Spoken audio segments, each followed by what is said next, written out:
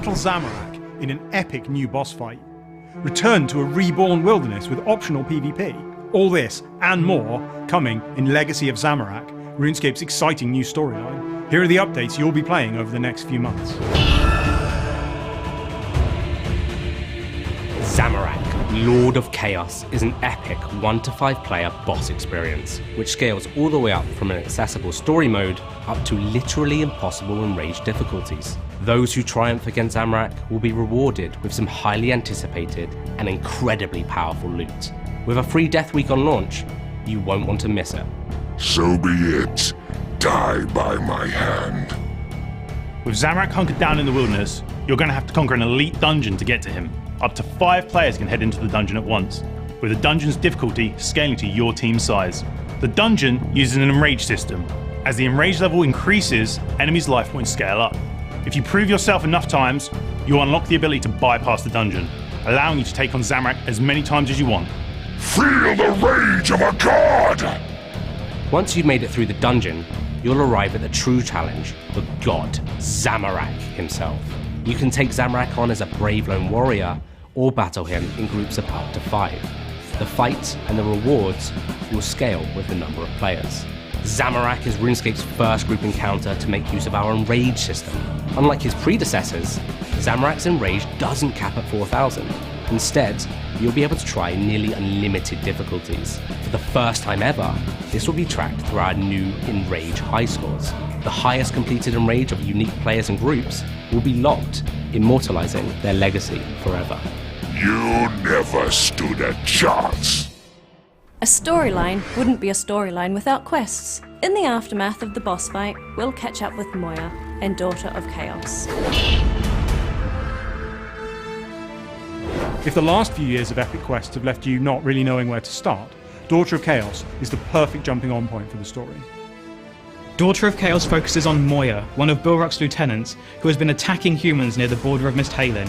Adrastea views her as the biggest threat at this point, so she asks you to travel to the wilderness, track her down, and stop her. As Basilissa, it is my responsibility to safeguard the human kingdoms and maintain their alliance. As you're working with Adrastea's agents to track down Moya, you'll come across traces of Moya's memories. Through these traces, you'll be able to see flashbacks of recent events from Moya's perspective. There's some awesome gameplay segments where you get to play as Moya in a parallel story arc fighting in the Civil War. As Moya, you'll also get to have some cool interactions with other characters you wouldn't normally get to experience. The Daughter of Chaos quest is the beginning of a brand new period in Gillenor's history. What lies ahead is a brave new world whose fate is in the hands of mortals. Remember that feeling of dread you used to get when venturing into the wilderness? We're all about bringing that back, but this time not from PvP. For the Legacy of Zamorak storyline, we are modernising wilderness graphics and gameplay by making PvP optional, as well as introducing a range of new PvM challenges. After looking at NPCs and content currently available, it became very clear that without PvP, there is no real danger. With that in mind, we will be looking to up the ante with a reworked Mandra Slayer Master and a load more challenging NPCs that he can assign. Should you wish to engage in this Slayer method, you will be rewarded for doing so, particularly with a brand new Wilderness Slayer drop table. It's worth mentioning that all NPCs will be aggressive, multi-way combat, and not lose aggression towards you, regardless of how long you've been fighting, so you can ensure that no corner of the wilderness will be truly safe. Along with the new PvM gameplay changes, we're also improving the in-game visuals. This will not only set the scene for the Legacy of Zamorak storyline, but will act as a foundation for future content. During the storyline, you'll find the Infernal Puzzle Box. This new reward item will get stronger with each Legacy of Zamorak update you complete, and the final tier is something you're really going to want. There's even more coming up later in the year, but for now, get yourself ready to fight a god.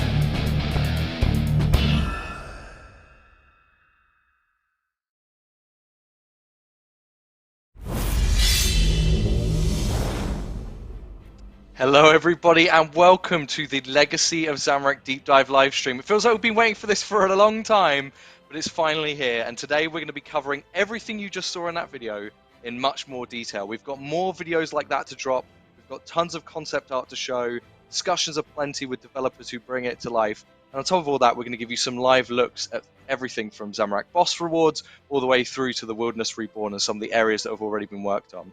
I also want to give a big shout out to LegendArts who gave us that amazing piece of art too, and you may have noticed there was some new music in there, and that's a little taste of what's to come with the Lord of Chaos update on July 4th. So, that said, like I said, we've got a lot in store over the next few hours. First, we're going to give you a tour of the Zamorakian Undercity, which is the new elite dungeon, and then to the arena where you're going to face down Zamorak.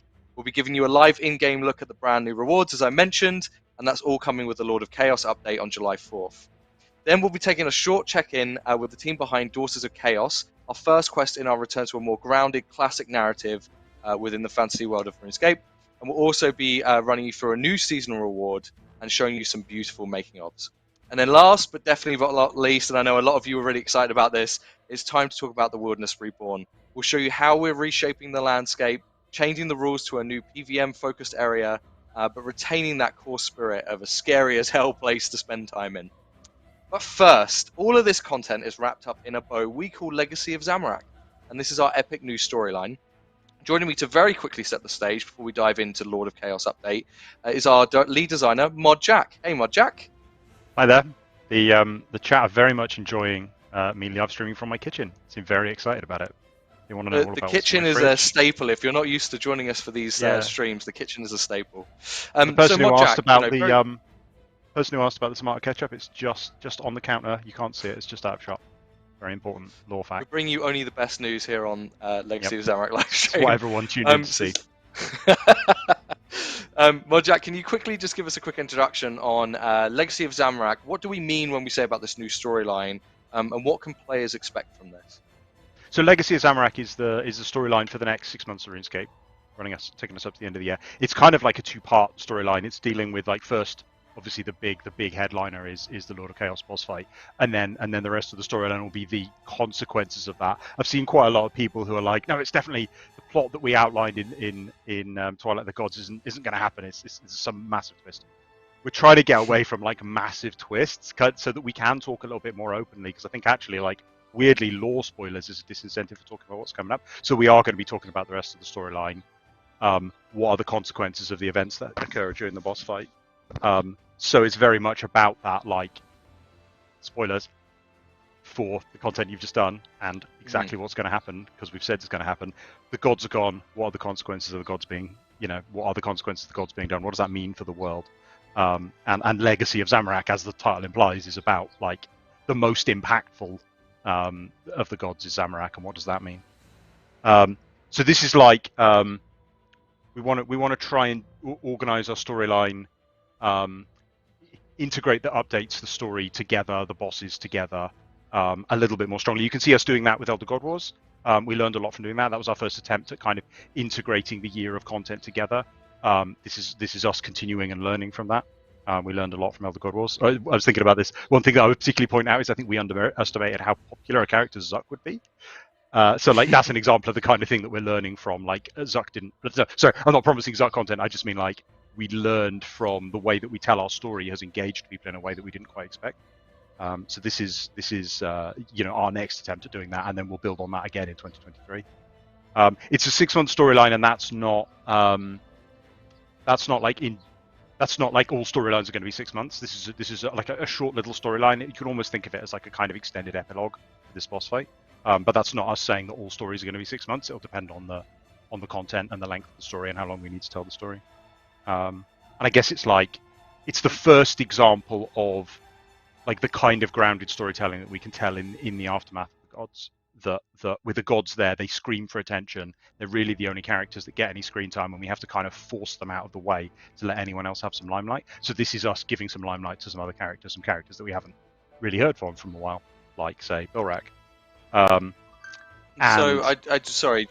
very quickly, I want to ask you, for those watching, like storyline narratively, cool, we're getting a 6-month storyline. It's going to really take things forward to that grounded style of things. For those who are watching, maybe Spacebar Warriors or like, the lore is of less interest to them. Quickly, can you describe like what does this storyline mean for those players, and what do we mean when we're talking about this storyline as a kind of whole thing?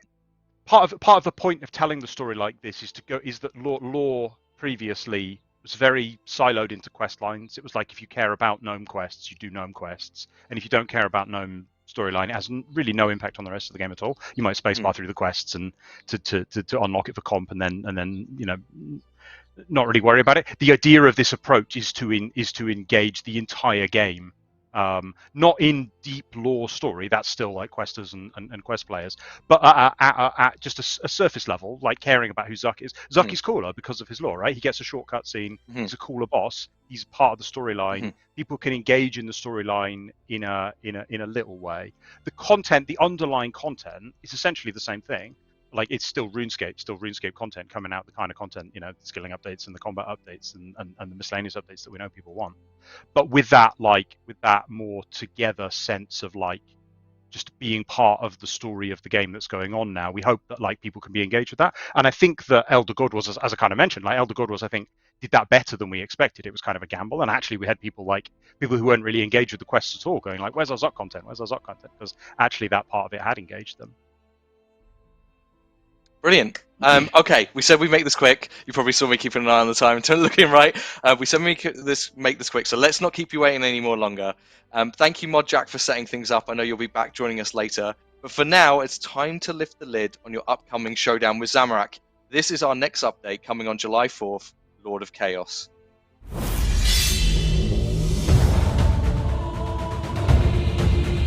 Zamorak, Lord of Chaos is an epic 1 to 5 player boss experience, which scales all the way up from an accessible story mode up to literally impossible enraged difficulties. Those who triumph against Zamorak will be rewarded with some highly anticipated and incredibly powerful loot. With a free death week on launch, you won't want to miss it. So be it. Die by my hand. With Zamorak hunkered down in the wilderness, you're going to have to conquer an elite dungeon to get to him. You'll be making your way through the undercity of Sentistan, crawling with loyal Zamorakians, all of which have seen a fresh coat of paint. We really wanted to expand what elite dungeon could be. Up to 5 players can head into the dungeon at once, with the dungeon's difficulty scaling to your team's size. The only core boss is Zamorak himself, with a couple of mini-bosses along the way. The dungeon is made up of a few different environments. All of them are really exciting. I've always wanted to work on a more gothic, dark environment. The Sentistan Undercity was constructed as an equal to the surface, but gradually became poorer over time. It used to be home to the demons of the Zerosian Empire. Now, however, it has become a dark and disturbing labyrinth occupied by Zamorakian demons, cultists and witches, with lots of different stories and details to uncover.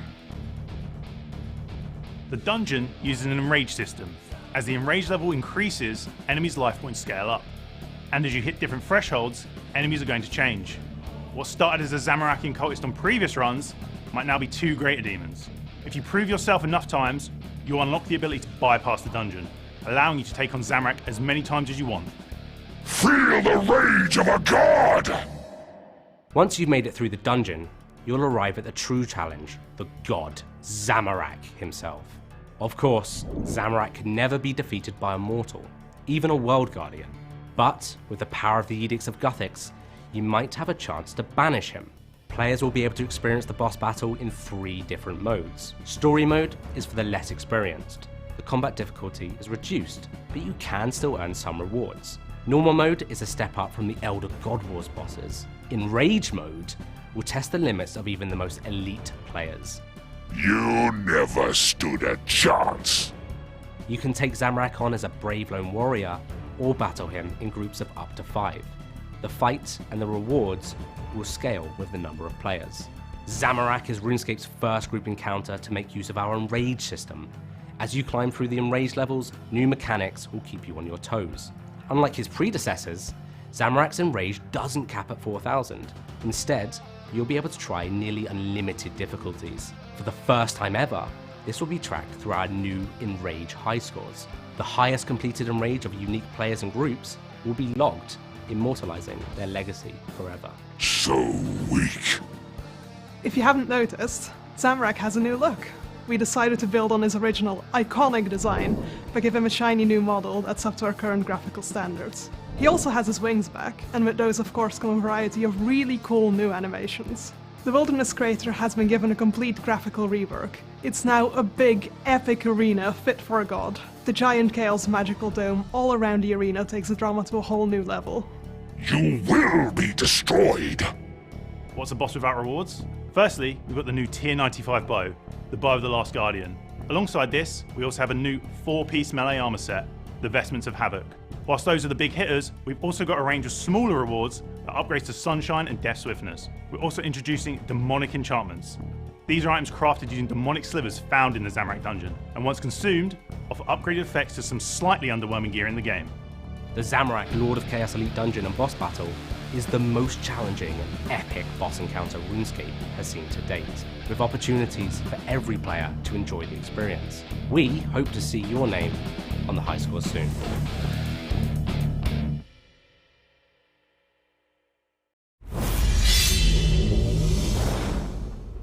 How epic is this showdown with Zamorak looking? And here to talk more about this in more detail, building on that video, are Mod Sponge, Mod Blackwitch, and special guest RS Guy. Hello everyone, welcome to the show. How's it going? Hello. Good. RS, I'm going to come to RS Guy quickly because you might be like, why is RS Guy on here? Well, for those of you who don't know, RS Guy came out to film a series we're working on together for a different project. But while RS Guy was here, we actually took the opportunity to have him playtest the boss fight, and we're going to talk to you a little bit more about that with the RS Guy later in the show. Mod Sponge, going to come straight to you on this because I'm sure there's a million questions going on in chat right now. Set the stage for us first. If Zamorak's in the wilderness, Why are we heading into the Sentistan Undercity when it comes to the new Elite Dungeon? But just because we want to avoid him and just go do something else, right? No. So following on from Twilight of the Gods, obviously Zamorak's hunkered down in the wilderness. I think I said there. He's got basically an impenetrable barrier, so there's no chance of going through by normal means. Alongside this, you may have noticed that he's channeling a big portal that's summoning demons across Gillinor. So as the player, shortly after launch, we get some intel that there's a more permanent portal that they're using to kind of build an army of demons. And this is set in the Zamorakian Undercity, which was originally kind of the area of Sentistan where the poor and depraved were housed, and has now been occupied by Zamorakians. So our plan, essentially, is we're going to go through the portal to where he's summoning the demons, and then go back out the way through his portal. So we're going to kind of take the back door and meet him at the wilderness crater. So we had a few headlines kind of given to us in that video, but now's kind of the real let's get into the details part. Now I think production, magically, I think we can dive into the Elite Dungeon live. Is that right? So I'm going to find out if everything's ready. It is perfect. So just in the background, we're going to have this. Black Witch is also going to talk to you a little bit about the design of the art, so we're going to slowly go through this. But let's just talk about the fundamentals. So this is 4th Elite Dungeon we've done. It shares a lot of DNA with the other 3, but there's also some major differences. Can you talk us through the unique things about this dungeon experience? Yeah. So as we said a moment ago, we have kind of revamped the Elite Dungeon system, so that it now supports up to 5. The original Elite Dungeons are unchanged right now, but this will be solo up to 5 players. Unlike previous Elite Dungeons, where they kind of essentially got easier the more players you had, this won't necessarily, with the HPs of mobs scaling to your group size. If you're going in at 5 man, you're going to have 5 times as much HP to get through. Additionally, story mode previously wasn't really much of a mode. It was literally just for lore, but now you can kind of go in and practice a bit more, and be rewarded for your time at the same time. So you will be able to get rewards from story mode, just at a reduced rate. And then, of course, we also have in rage mode, and this kind of does what it says on the tin. As your enrage goes up, the dungeon gets more difficult, with mobs changing, HP scaling, and just generally getting more difficult. So as you go up in rages, you'll see the entirety of the dungeon changes to the extent where you don't really know what you need to do to get through a gate. Whereas obviously previous dungeons, you kind of know the exact mobs you want to do, and you just go straight through. Alongside that, obviously previous Elite Dungeons have all been 3 bosses. This dungeon is actually one main boss, which is Zamorak, but there are some mandatory mini bosses. And we did that just to give Zamorak the love and attention that he deserves, and make sure he's like what is essentially the best he can be. Alongside this, we know that dungeon running isn't for everyone, so we have added the option to skip the dungeon. How this works is, once you reach a certain enrage or kill count, which is essentially full dungeon run kill count, you'll be able to skip the dungeon, so you can go straight to the boss. But how this works is, say a player does 100 normal mode runs, they then wouldn't be able to skip 10% until they reach, there's like a cutoff where beyond that you can just skip. So there's no kind of cheesing the system. And then also, kind of unlike previous dungeons, we've actually made the dungeon more rewarding, so that those players that do like dungeon grinding will feel rewarded if they don't want to skip it. And I think that kind of rounds it off, really. Yeah, and obviously we'll be showing or talking about these rewards later in the segment as well, for sure. Don't worry, we're going to get to those. I want to ask you one quick question, which is about, you mentioned story mode is actually you're going to be able to get drops. For those who are maybe watching are like, I don't usually do PVM content, I stay the hell away from it, it's too scary, intimidating for me. How would you describe story mode in this? And also, you know, to be realistic with those players, are they going to be expecting a lot of drops, or is it going to be very rare? Like, just talk us through that very quickly. I'd say it's a fair amount of drops in terms of like common loot. Obviously, uniques and stuff are going to be much rarer. But you shouldn't be dissuaded. You can essentially get, I think, pretty much everything from story mode. Obviously, it's not going to be worth your time nearly as much as normal plus. But it's a lot more beginner friendly. It has the normal story mode mods. That being said, you probably can't go in here on a brand new account because your stats aren't just gonna. You're just not gonna get through it. But no, I think it's pretty reasonable for all kinds of players to get through story mode at least. Awesome. Now, obviously, we've been flying through here. I've seen chat saying a lot of lovely things about the art here, and I'm going to come to you, Mod Blackfish. You're no stranger to Centist and environments. You've given us a fair few tours in the past. Can you talk us through the design approach for this one and what you were bringing to the kind of Zamarakian Undercity? Yeah, absolutely. First of all, definitely want to say that the Undercity specifically was mainly made by Mod Alex, and this was absolutely his baby.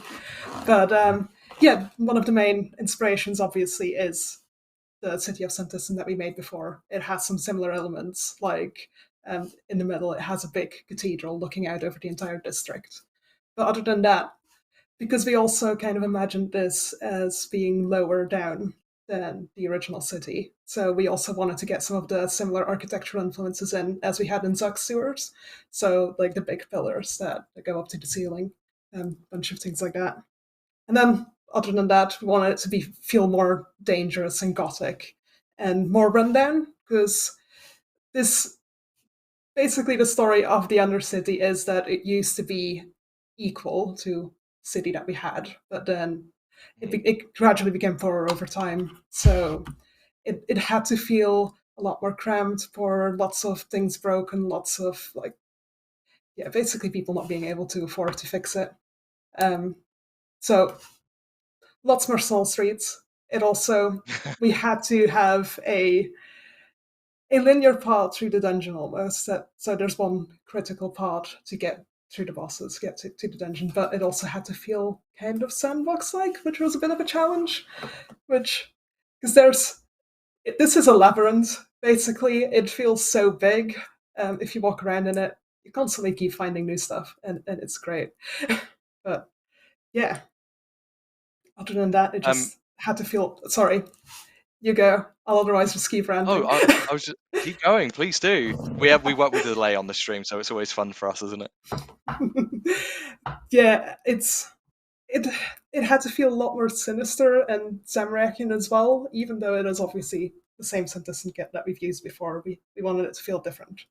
So there's lots of smaller elements, like the lighting is a lot more red and dark. The closer you get towards the portal to Zamorak, the more magical elements you will find as well. Like you'll have the symbols that you can see over here on the wall as well, next to the dead body. There's plenty of dead bodies in the city as well. It's a Mod Alex special, it seems.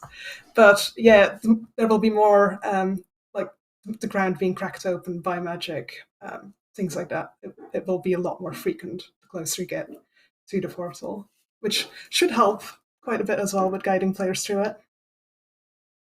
Awesome, and I have seemed to recall there's a very personal Easter egg in there. Is that true? Can you confirm people should be on the lookout for a very personal Easter egg in here?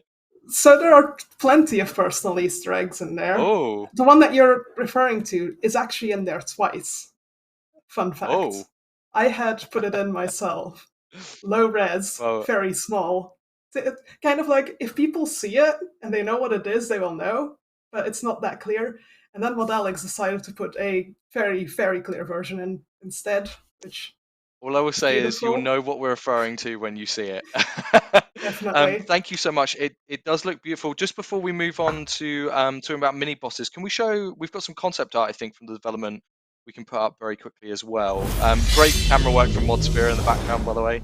Did a very great job showcasing. So I'll let this kind of just be in the background while we talk here. I just keep things moving because I know many of you want to hear the boss too. So ModSponge, can I come back to you quickly? Mini bosses you mentioned. Is there anything you want to say about what players can expect here? If they're optional, not optional? Is there any bespoke rewards tied to them that we should know about? Anything at all?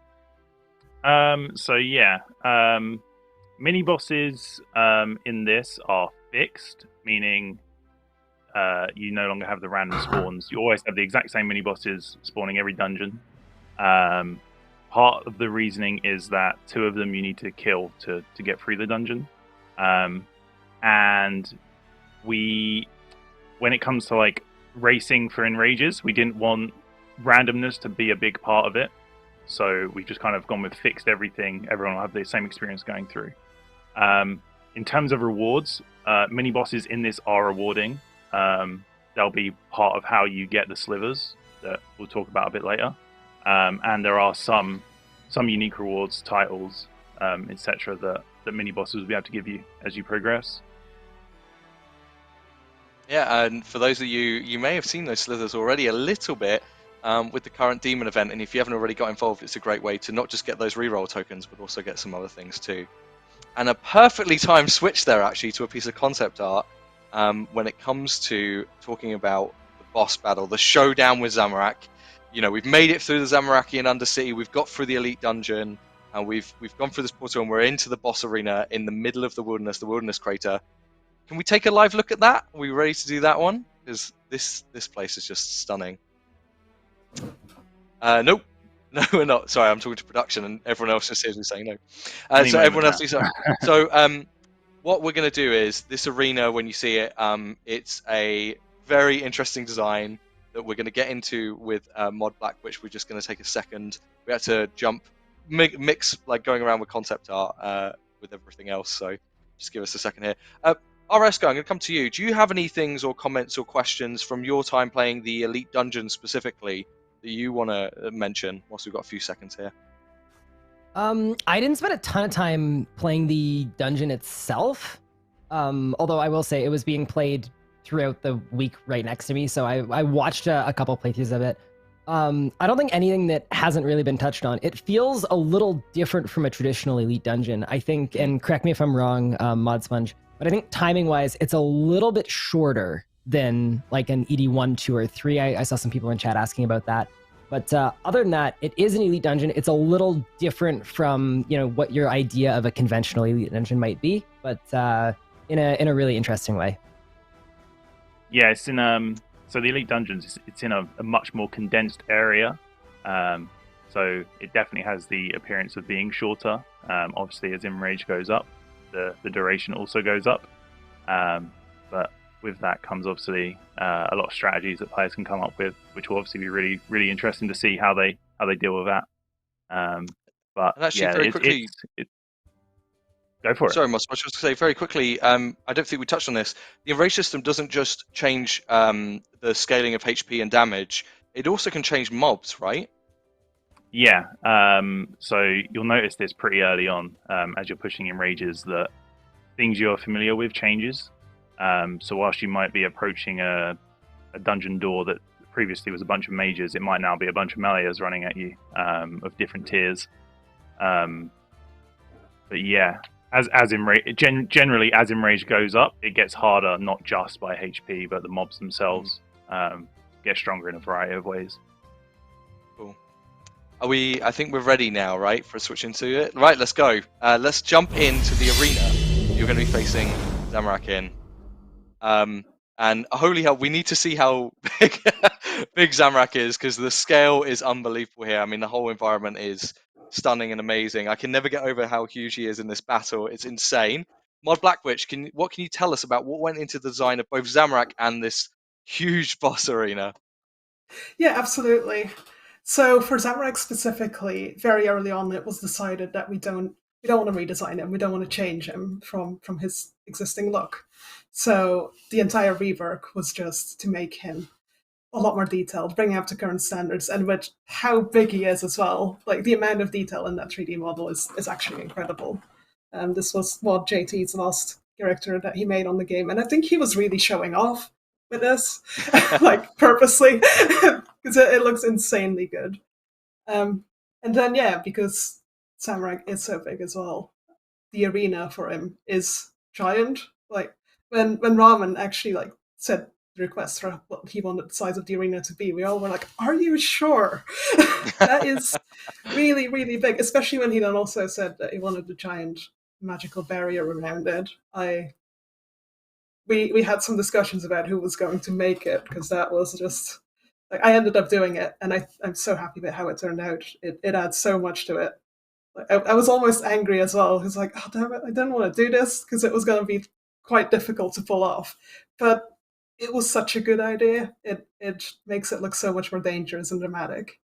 So Oh, yeah, it really does. obviously, this is the Wilderness Crater. When we get into the actual like buildy refresh section later, you'll see that it's quite a bit different from the area we ended up with in the wilderness, because we had some more requirements for this one. Like the floor had to be quite flat for some of the boss mechanics, but that also allowed us to add some cooler details into it. Like originally, this was where there was a Zamorakian cathedral as well, so we tried to basically show that in the terrain materials, some details added, some like basically the foundation outlines of the church still being there. And then we also had to show like the Gothixian runes as well, like the edicts. And basically it had to be like a bit of a combination of you have the rune platforms from which we saw concept earlier as well. They had to look Gothixian, but then also kind of corrupted by Zamorak. So there were some interesting challenges here trying to make all of that work, but I really like how it all came together. Yeah, and lots of people saying it looks beautiful, and I personally completely agree. I'm a huge fan of how this looks, and I love huge Zami. Now, Mod Sponge, I'm going to come to you because we've seen how beautiful this thing looks, and I know we're not going to obviously be unveiling every mechanic and the whole elements of this fight as we usually don't for bosses, but what can you tell us about this fight with Zamorak? Yeah, so to take on Zami, first thing you're going to need is like a 98% success rate at Wordle. Otherwise, you will fail. So there's no Wordle puzzles involved in the boss fight. I know people are freaking out. Yep. But yeah, the runes there, they do take part of the boss fight, but not in a puzzly type way.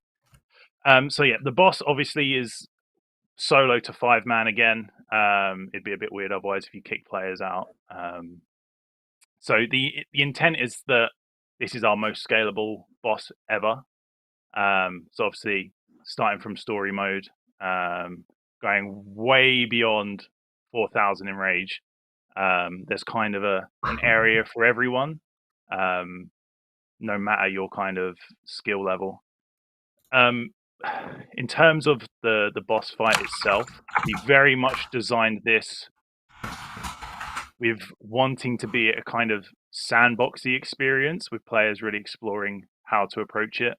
And it is one of the most, I want to say, different boss fights that we have mechanically. It's very, I want to say mechanically intense, but that might not be the right phrasing for it. There's a lot of mechanics, but they kind of differ in terms of complexity. One that we will touch upon, I don't want to reveal all of them because obviously I want players going in semi-blind. But obviously we have the runes in the sky there, and we're going to need to turn the edicts on to essentially win this fight. So as you battle, you're going to be turning on these edicts. And as you do this, you're going to be empowered by the Sword of Edicts. So with each pad you turn on, you essentially get stronger. But at the same time, Zamorak has his own corrupted version of these edicts, and he is also going to get stronger. The order you activate these is completely up to you. So if you want, you can start 1, 2, 3, 4, 5, 6. If you want, you can go in reverse. So like I said, it's very much a sandbox experience. Each time you activate one, you'll receive a guaranteed buff based on which one you activated. So as an example, if you activate the big B over there, you might gain some sort of damage buff. So you can kind of incorporate that into your playstyle on how how you like to play the game. If you want to take it slow and steady, you can. If you want to try and just rush it in a more dangerous way, you can do that also. But each one of these has a corresponding hex that Zamorak's going to cast. And this is going to negatively affect you and empower him. And these get stronger the longer the fight goes on. So by the end, some of these hexes are pretty nasty. But yeah, it's kind of. I think we're going to do a dive on that on the post. But beyond that, I don't really want to reveal many more mechanics. Because it's obviously going to be a big part of day one, seeing players figure this out and the order they want to do it. Well, and that's the fun as well, is because we've got RS Guy here joining us. We're super excited to have you on the show, and you have this kind of unenviable task now because we're going to ask you a few questions about it, but again, we've got to stay within the limits of what we can talk about. So it's going to be fun, even though chat wants you to leak everything. So firstly, I'm going to talk about you were here watching a boss being developed for what 4 or 5 days. You were kind of around the team. You were testing it. You had real-time responses to your feedback implemented. What was the experience like being part of that development? What can you tell us about your experience of being part of that? I think the first thing that I'll just say as a main takeaway is just how much time and energy and effort mods Sponge and Ramen have put into this boss fight. They've gone so far above and beyond, and they care so much about knocking this thing out of the park. And I'm so excited to see people play this boss on release day because it feels different from, in my experience, from any other boss in the game. And just even over the course of 5 days, seeing feedback being kind of live implemented. Basically, what was happening is I was in the room playing the boss, and they were also in the room, and they were live hot fixing things on the test server and balancing things and making modifications to things based on my feedback. And it was a really, really interesting experience just to see the boss kind of take shape and take form over the course of that period of time, and just to look at the difference between where it was, on the first day that I played it and on the final day. And now, as you mentioned, you were part of that. You were part of the playtesting. Now, we can't obviously talk about any more mechanics or anything like that, give anything away that we haven't already talked about already. But within the realms of what you can say on that, what stood out to you about this boss experience? What are your personal what's your personal take that you would share from that kind of time with the boss? I think a lot of time people want me to compare it to another boss, and it's hard to do so because it's very, very different. Sort of like what Mud Sponge just said. There's a lot of player choice in the boss fight with the charging up the edicts. It's effectively a phase boss, but you get to choose the order of the phases, and you've got 36 different orders of phasing. And something that I think is really, really well done with the design of the boss that, maybe will speak to the difficulty level. But when you're just starting out at the boss and you're not on a super extreme difficulty level, you can kind of charge up the edicts in the order of your choosing, and it probably won't be the end of the world, which is very good for accessibility reasons. But once you get to those high enrages, you're going to find that every single tiny little choice you make is going to have a significant impact on how the remainder of the boss fight will go. So that's something I think is really, really nice because it gives, accessibility while also at the end game, there's a lot of opportunity for optimization and advancement. I think it's done in a way that you really can't compare to any other boss in the game. Thanks. Great job at finding a way to. Oh, sorry, you want to? Oh yeah, one other thing I was going to touch on as well. I know a number of people were asking about, we're talking about how it gets to an impossible level of difficulty or a near impossible level of difficulty. And part of that is Enrage going above 4,000%, but a number of people were asking sort of, is that based on HP, where at a certain point it's got 50 million life points, or is it just that the mechanics get harder and harder and harder? And I have been given permission to touch on that. And I'm going to say just that the HP scaling does stop at a certain point. So it's not that, at a really high Enrage, the boss is going to have 25 million, 50 million life points. It's just the mechanics are going to get harder and harder and harder to the point that it is, in my opinion, completely impossible. Awesome. Thank you so much. Great job staying somehow in a spoiler-free territory there. It's awesome. Yeah, of course. So speaking of spoilers, now obviously you were at the studio and being part of development, which gives you kind of a competitive advantage on day one, which means that, we've kind of decided to kind of make some restrictions with you offering, graciously to come do this at that kind of trade-off. competitive fairness is really important. So, what are you going to be up to on launch day instead? Yeah, of course. So obviously, I know a bit about the boss, as one can expect. I think this has been talked about before. I was able to successfully kill the boss, and I have seen a number of the mechanics. Although the way that they come out on release will probably be a little different from how I experienced them, as things are being tweaked and balanced and whatnot. But I have opted out of playing the boss on release day, just out of fairness to everyone else who's going to be racing the high scores, and instead of playing the boss myself, I will be live on the RuneScape channel, and it's going to be a casted event. So on release, we're going to be casting and basically watching everyone race and climb in rages for a number of hours the second the boss drops. So it should be a ton of fun. It should be really, really exciting, and it should be a really nice way to showcase some of the the top PVMers in the game and just kind of see what they can do. Yeah, I'm really excited to have that. And obviously, don't forget, this does bring us to some important news that we are going to have an official world's first race.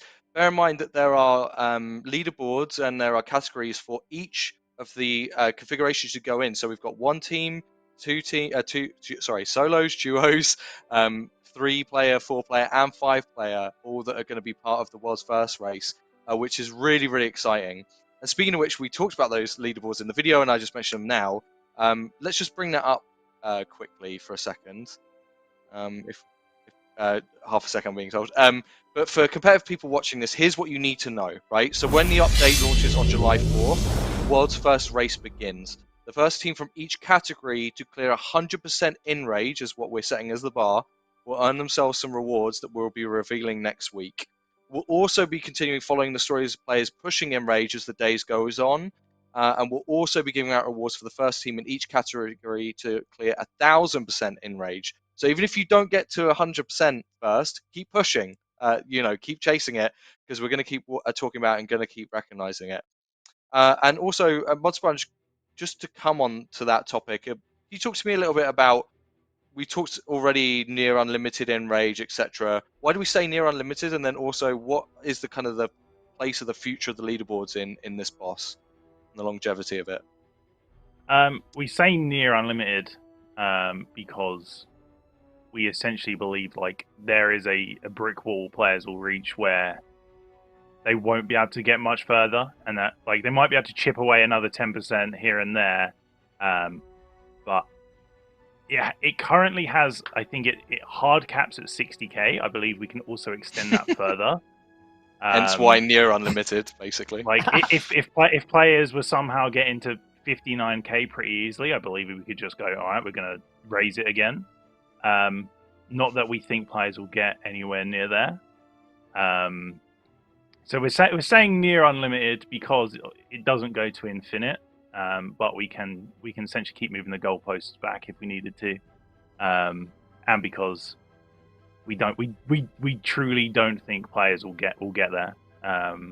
It's one of those things. I think in a couple of years, as players get better at gear and hone their skills, they might, like I said, be able to chip away a bit more. But yeah, I don't think anyone's reaching the end anytime soon. And for those of you who look at checking out this leaderboard as well, a couple of things you should know. So first thing, it's really cool. We're actually going to have that integrated into our overlays if you come join us on day one. So you'll be able to see those updating in real time. This will also launch alongside with the boss. There's a few features on here that will launch a couple of days later, like individual player search. So just bear in mind some parts of it are launching a little later, but pretty much everything is within the first week, and the leaderboards themselves will be visible from day one, which is really exciting. Okay, just before we close out on all things Zamorak and start to move to the rewards, which I know a lot of people are on tenterhooks for, I just want to say, ModSponge, we talked already about the Elite Dungeon. We're trying to make this something, scalability, accessibility, all the way up to the top end, all the way down to the low end. What would you say to anyone who's like looking at this, maybe is like, look, I don't do Elite Dungeons, I don't do PVM. Is this something they should get involved in? What can they do to get involved in this content? Oh, absolutely. There's literally no better time. Obviously, on release, we have free Death Week, so there's literally no risk to it, and it is very much the best time to get involved. Story mode, like previous ones, you have a huge chunk of damage reduction, but unlike previous dungeons, you actually do get rewards here. although there is a reduction, you still can get the big ticket items. There is potential for huge amounts of gains, and obviously that the skills that you'll learn even in story mode and learning how to do the different mechanics are gonna help you move on to normal mode if you don't think you're ready yet. And again, like we said before, it's scalable to your group size. So if you're not feeling it as a solo, you can grab someone that's maybe slightly better than you. You can tackle it as a duo, or you can tackle it as a 5-man, just so you can get involved. It's very much, I feel like, open to everyone. This. Brilliant. Right, I think it's time for us to get into the rewards. I had a couple super quick ones, if that was okay. Go for it. Yeah, absolutely. That I think people are going to be very interested in. Gives production some time to get rewards set up to as well. Beautiful. So first one is for Mod Sponge. I was wondering if we can talk a little bit about the loot system and the enrage gain system and all that. I know a lot of people in chat have been wondering because it's the first time that group enrage has ever been done. Yeah, sure. So loot system. We've gone away from ED1, 2, and 3. We didn't like that. So it will very much be fixed drop rates, more like Raksha. So if you guys are 5-man, you're not losing out on those drop rates. And it's going to be the same rates as solo. What was the other part? Sorry. Just how enrage works with a group. Yeah. So as a group, you can go in at enrages up to your highest members' highest enrage. So if I've not been involved day one, I'm at 0%. You've done all of day one, you're at 500% as a duo. I can join you. We can go do 500%. My enrage will only tick up by 10, so my enrage will only then be at 10%. So I'm still gaining, but it won't immediately set me to 500, as it say. So you can very much just go get involved with a group and not worry about it. We don't want players to feel like they're missing out because they haven't quite got those enrage thresholds, even if they're good enough to do it, right? Yeah, and it's a flat 10% each kill, correct? Absolutely, yeah. Oh, and actually, just whilst we're here, because I know this might actually be your next point, but we've absolutely got away with streaking. We didn't want that anywhere here. It is just very much kill the boss, get your rewards like the previous dungeons. We don't think streaking had anything to add to this encounter. Yeah. The last one. Also, yeah, thank you for that breakdown. I know a lot of people in chat were interested, and no streaking, which is definitely, I think people will probably be happy to see that. Could I make a recommendation for release day for people? Mm-hmm. If that's all right. So in my experience testing the boss, Modhuli's looking at me like, what's he gonna say? What is the recommendation? Yeah. So the boss, I would say, is mostly, it does work for groups from 1 to 5. I fought the boss a lot as a solo player. I fought the boss a lot in a group. My recommendation is that the boss flows a little better in a group. So if you are a solo player, you'll be able to get through it for sure. But in terms of the flow of the fight and the enjoyment of the fight, my recommendation would be 2 to 5 is going to flow a little better. So panic buy some friends potentially, and that is my one final recommendation I would say for release day. Actually, thank you for that. That's a really good recommendation actually, because having you on the stream and having your own personal experience and giving that to players is awesome. So people are like, oh my god, Hooli's sweating in chat. I have to. This is my job. Yeah, it's thank you for the insight there as well, RS Guy. Right, let's get into rewards, shall we? Are we able to switch over? Okay. So here's the deal, chat. We're going to tell you about all the rewards. We're not going to go into detail on a couple of them just to save a little bit of the day one experience, but we're going to tell you about all the rewards, and we're going to go into the big ones, which are the new tier 95 bow and the new tier 90 melee glass cannon armor. So why don't we talk about the bow first, because I think that's the big headliner. Mod Sponge, walk us through this new tier 95 bow. What's it called and what does it do? So this is the bow of the Last Guardian. It's a bow, as it's stated in the name. So whilst you're using the bow, each time you cast an ability or attack, land something on hit, essentially, you're going to gain a stack. When you reach 8 stacks, you will fire off a chunk of damage based on the ability that triggered the 8th stack. So if you're not great, you might just be mindlessly hitting. You're still going to be doing good. If you're a good PVMer, you're going to be strategically placing your last ability to get the most out of this. It also has a special attack. I don't know if you want to show this off. You might need to give yourself some arrows if we are. Yeah, you need some arrows. It also has a special attack. The special attack, 1, it looks sick. 2, it hits for a chunk of damage, and it also decreases the number of stacks you need to trigger the passive. So the special attack is very much intended to be used by the bow and not by some fancy smance necklace.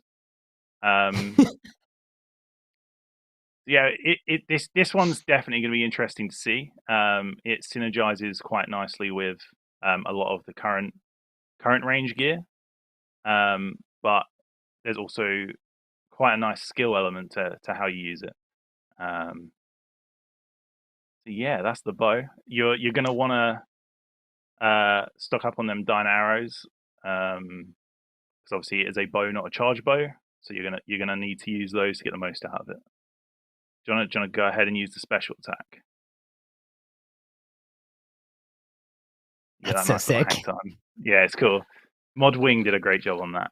It's my favorite anim right now.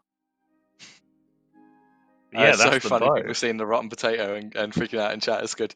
Awesome. And also, do we want to quickly before we go to the next round, do you want to quickly show some art of because this is dyeable, so I hear. Do you want to show our different variants off? Yeah, let's see them.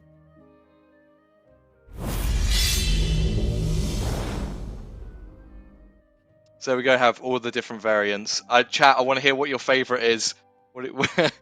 Panic by dye. Good luck. I hope. I love that very the rich. text changes. It's so nice. They're super nice. Lots of people saying blood, Gotta be the shadow as third well. age. Shadow. Surely third age. I like honestly, the third blood age all the one. way. I honestly love can't the afford ice it, one in but- game. The ice one in game is very nice. Yeah. It's really, really pretty. Blood kind of gives people that Zamorak bow vibe that I think some people were anticipating us doing a Zamorak Yeah, bow. it's It quite gives you that funny. Zami bow corrupted. Yeah, the original was a Zamorak theme, and we changed it to be Gothixian just to kind of fit in with the edicts and kind of tie it all nicely together. It was funny seeing players come up with what they think the bow would be like Zamorak's forms or something. And just to confirm, this only drops from the boss, correct? And do you This have is to be only in from the raid? boss. Every mode has any a mode. piece. Any mode, it comes in 3 pieces, as players I'm sure are used to by now. And like previous things, you'll get them in order. Perfect. Okay, let's go on to the melee armor, which is also a boss only drop, correct? It is indeed. All right, let's so just asking you to do 50 things production. Shout out to our production team, by the way. They're actually he's having too much fun. He's just deeps in. Yeah. So the melee armor. Let me load it up. The melee armor is called the Vestments of Havoc. It is a 4-piece melee armor set. I want to say, yeah, 4-piece. And it is what kind of he's fragged the dummy. That's why I kept knocking him out. So this is what we're calling a glass cannon set. So this has offset armor and damage values. I think it's tier 70 armor, and it has roughly tier 100 damage values. So it absolutely smacks. It has 4 effects. Oh, there you go, showing it on screen. So after you cast an ult as a melee, you'll start regenning some adrenaline. If you trigger that again whilst it's still regenning, you'll get a chunk of adrenaline, which is obviously quite nice for burst players. The next effect is it extends berserk. Obviously, again, melee is probably loving it right now. And then the final effect is you get a extra gap of max adrenaline, like the archaeology relic. So I think with the relic and this, you can now go up to 130%. And this thing absolutely slaps. And like you said before, yeah, this only comes from the boss. Very cool. I love how different it looks as well. I personally am a huge fan of it, especially because it's meant to be glass cannon. It kind of looks more fragile, but super cool in the process, which is kind of awesome. Yeah. Okay. Really nice Do you want to run us through some of the other upgrades? I know there's a few we're not going to show. So one we're not going to go into detail on just because we want people to have a little bit of a surprise on it. Is I hear there's a brand new melee ability. Yep. If we, I think we might roughly say what it says in the post. I'll just brief. Yes. I don't want to go into exact, but so we have a new melee ability as well called Chaos Roar. Chaos Roar is a basic, and what it does essentially is it doubles your damage, your base damage for your next hit. So I think a good example is everyone's favorite EOF weapon, the Exakill. You can Chaos Roar, cast a special, and the entirety of the first hit and the bleed is going to be doubled. Because it's base damage, it works with everything. And yeah, it's pretty fun ability to use. Even getting more out of basics, like I think Greater Fury, where it's a single hit, works well with it. Again, there's a small amount of skill to using it, in that you can't just use it with anything. If you use it with say Assault or Destroy, it's only going to double the first hit, so you're going to be losing out of it. But yeah, more melee buffs. Can I just add that in testing this Chaos Roar Exakill thing, at a certain point, I can say this, right? I can say what it was doing. Yeah, you're fine. Yeah. Okay, yeah. So it was buffing all the hits of the Exakill spec to the point that the bleed was hitting 10Ks. It was just running up to the hit cap. Yeah, it was pretty impressive. Do you want to walk us through some of the other boss-specific drops we're going to be looking out for? I know, for example, there's some other upgrades coming as well, right? Yeah. So we also have try and remember the in-game name and not the developer name. I think it's Greater, isn't it? Yeah, but how you get it. I'm going to say the wrong name here, but you'll be corrected. We'll in the fix post. it in post. What we called was a blank codex, and the boss can drop this. And what a blank codex is it is essentially an upgrade to Death Swiftness or Sunshine. You choose. You combine a blank codex with some components and invention bench to create Greater Sunshine or Greater Death Swiftness. And what they do is they essentially give you planted feet, but they retain the damage buff that you originally lost from planted feet. So no longer will you need to planted feet switch. You'll get both the extended duration and the ticking damage. And also, just to really finally wrap up on the kind of boss rewards, we've got a pet, I'm assuming. Yep. We've got Zamo the Rack. I can't believe you went with that name. Yeah, we had to. Yeah, we got Zamo the Rack. It might not be exactly what players are expecting. Zamo the Rack is in fact a greater demon. So you'll be able to get him from the boss. I don't think you can get him in story mode. And after a certain kill threshold, you'll be able to unlock a nice new Chaos skin for him. And then, if it's all right, quickly, I'll touch on the dungeon stuff as well, if that's all right. Yeah. Yes, that's what I was going to say. Yeah, I was about to ask. That was my next question. Yeah. So the dungeon stuff, players obviously over the past week or so have been getting these demonic slivers. You'll be able to combine these in various numbers with some existing items in game to create an enchantment, and you will then be able to use this enchantment essentially on yourself and unlock upgraded effects for some existing gear in game. Just to touch on the kind of things, I think we're launching with 9 enchantments, and included are things like the Hex Hunter Bow, Inquisitor Staff, Pterosaur Maul. So once you consume the enchantments of these, you'll be able to use those items with greater effect, and it will improve their effects. And I think in the post we say what they are. I will touch on the items we're releasing. I won't say the effect. I've got the list feel free, yeah, give the list. Yeah, so you got the first 3, and then we've also got Enhanced Carapac Wrist Wraps, Enhanced Gloves of Passage, Enhanced Nightmare Gauntlets, Channeler's Ring, Champion's Ring, and Stalker's Ring. Yeah, they're the ones we're launching with. Obviously, if players like this delivery of reward, it's something we can do in the future. There is obviously some bigger ticketing items I can think of that could use this sort of thing. So yeah, it'd be cool to see.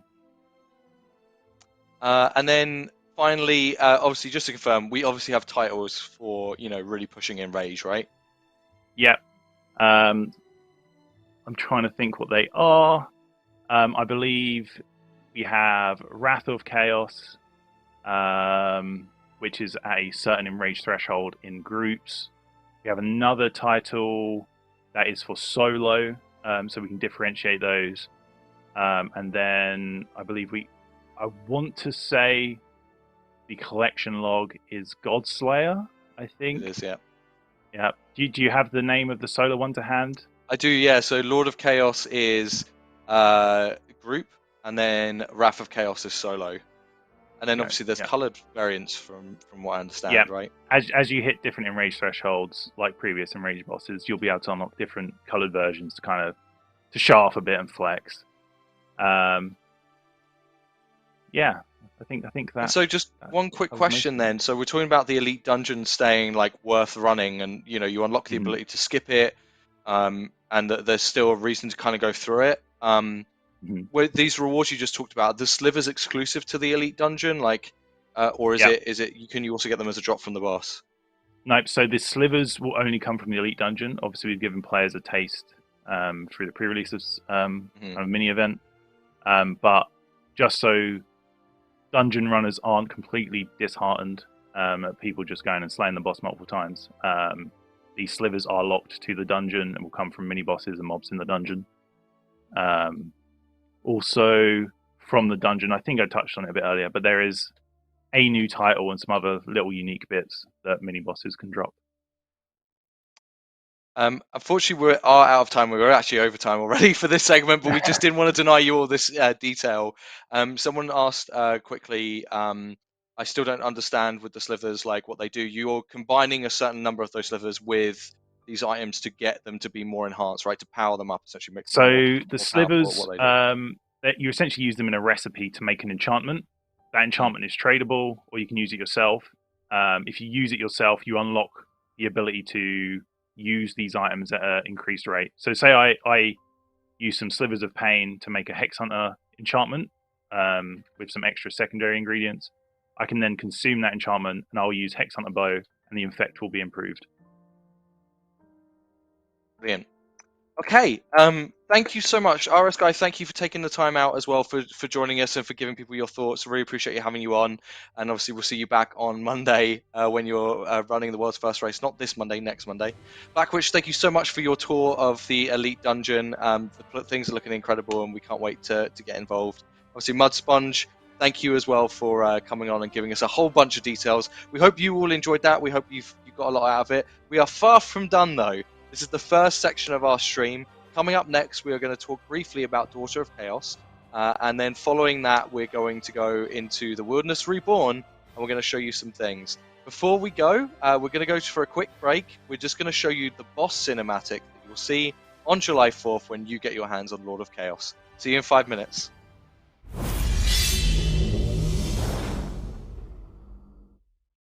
I am Zamorak. My life has been long, and throughout it I have lived by one maxim: liberty or death. RuneScape was the perfect world. Harsh, but fair. Survival forced my people to become the greatest of warriors. When the stranger promised us conquest and plenty, we followed him. It was a mistake. On Gielinor, I built a mighty empire in the name of the dark god Zaros. But he and I did not share the same vision for the future. When I saw freedom, he saw only control. My people, once warriors, became priests, bureaucrats, sanitation engineers. To win their freedom, I struck down a god. To safeguard it, I became one. On Infernus, I led a downtrodden people to victory.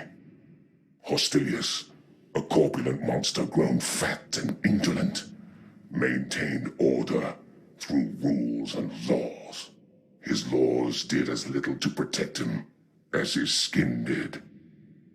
I strung up his corpse as a message for all to see. Such is the fate of all tyrants. The Avernic demons, now free, serve me willingly. Back on Gielinor, pretenders picked over the remains of my empire. For an age I battled them. An age of strife, of progress, of glory. While I fought on, none could establish the safety, the security that they so craved. For an age Gielinor was truly free. But they conspired against me, and I was banished. In my long absence, this world has become weak. Saradomin's fingers are wrapped tightly around its throat, suffocating it. My demon army will make short work of its farmers, woodcutters, and fishermen. The survivors will be stronger. They will have no choice. Gielinor's people will be free, or they will die. Liberty or death.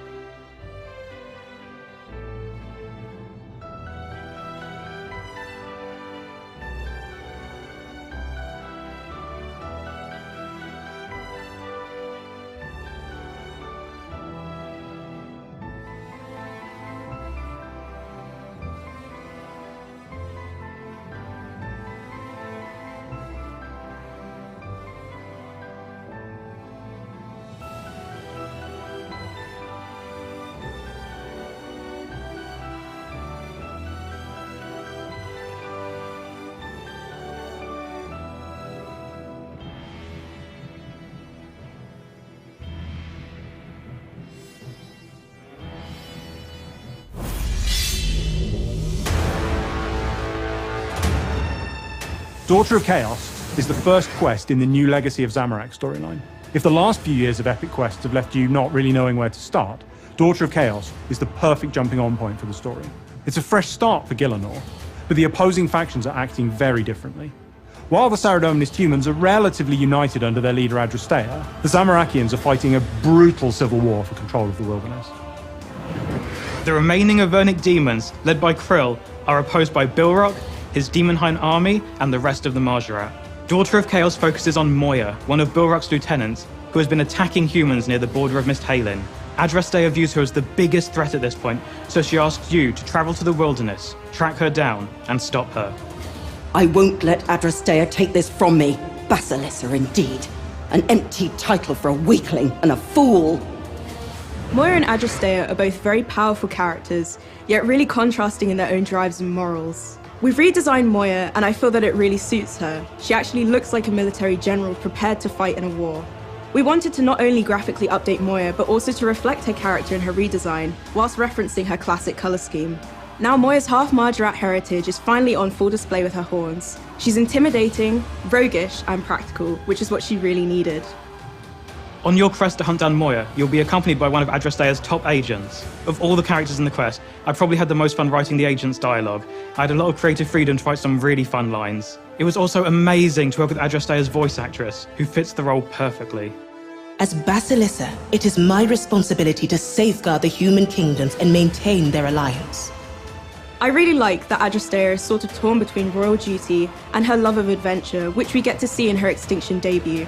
I think that she'll be a great ruler, but she's always going to have questing on her mind. So she has a lot more up her sleeve for the future, which is so exciting. What I love about Adrastea is that she was my first big industry character, so I definitely have a soft spot for her. She represented everything I wanted to be as a kid whenever I played games. Smart and adventurous, with a cool outfit and nice makeup.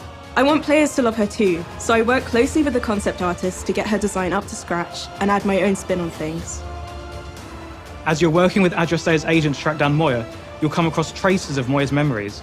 Through these traces, you'll be able to see flashbacks of recent events from Moya's perspective. There's some awesome gameplay segments where you get to play as Moya in a parallel story arc fighting in the Civil War. As Moya, you'll also get to have some cool interactions with other characters you wouldn't normally get to experience. There are some powerful character moments, especially near the end of the quest, that I'm really excited to see people's reaction to. The Daughter of Chaos quest is the beginning of a brand new period in Gillinor's history. What lies ahead is a brave new world whose fate is in the hands of mortals. It's the perfect time to play RuneScape.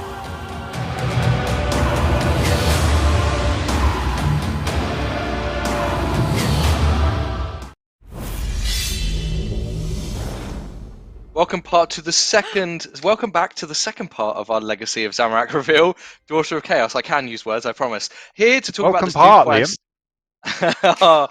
Mod Jack, Mod Raven, and Mod Dragon. Hey everyone, thanks for joining us. Hello. So obviously we got to kick things off with that video. Mod Dragon, I know it's also your stream debut, so everyone give a nice hello to Mod Dragon as well in the chat. Mod Jack. We talked about this being kind of the first quest that really returns our storyline to those like grounded, classic fantasy roots of RuneScape storytelling. Where are we with the events of this quest? So, like I mentioned in the intro, like this quest is set after the boss. Things happen during the boss. It's pretty obvious what's going to happen. Zamorak's going to get banished. The gods are going to get banished. We've not been like that's not a twist. That's like the story that we've laid out. Some people are predicting that some crazy thing is going to happen, and the storyline's going to go a completely different way to the way that we've explicitly said it is. We're trying to get away from that sort of crazy twist, where you just have absolutely no idea what the next update's going to be about. So we can talk about the next quest and show details about the next quest. So this is about in the aftermath of Zamorak. What's going on with the world? Like, how would the Zamorakians respond to their god just suddenly disappearing with no warning? What do you think? Are they all going to just club together and be happy friends and agree on the next course forward? Probably not. I wouldn't have thought so. They're probably going to start murdering each other. So like, yeah, this is like the second half of the storyline. The first half of the storyline is the boss. Second half of the storyline here. One thing that we really want to do, and this is like, let's call this like a trial run, because like as I said with Elder God Wars, we learned a lot about the storyline. With this storyline, we're gonna try stuff out and learn. We want to try to do more to get players on board with the storyline. One of the things about the 6 Age storyline is that it's really intense. I described it as like the switchscape of lore. It's so complicated. Like if you want to understand what's really going on in like the Elder God Wars dungeon, you need to understand so much. You need to watch like 45 minutes of lore video to even get the basics of what's going on. It's so complicated, and we're trying to get away from that. So this is like supposed to be an onboarding point for the story. For like, we want people to enjoy RuneScape's lore. We want people to get on with RuneScape's story, but we don't want them to have to play like 700 hours of content or watch 4 hours of videos just to get started. So it's intentionally kind of simpler. I talked before about like keeping it grounded, keeping it low fantasy. I think you can see from this like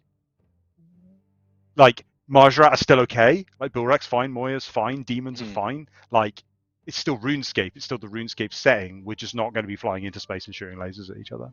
So it's about trying to get more people involved in RuneScape's setting, in its story, in its lore, building content that like, you know, isn't only for the most highly engaged players. Basically, is what we're trying to do here. Yeah, and obviously that makes it a great kind of jumping on point for people who, you know, like you said, Elder God was quite a complex thing to get your head around. Also went over an extended period of time, which is really cool. Did you bring a cutscene today? I believe you did, right? We're going to show the intro cutscene. Yeah, can we show the quest intro?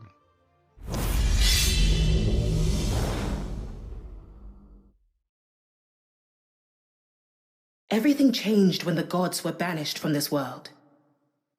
As Basilissa, it is my responsibility to safeguard the human kingdoms and maintain their alliance. But our unity is already under threat. Without a clear leader, the Zamorakians have descended into civil war.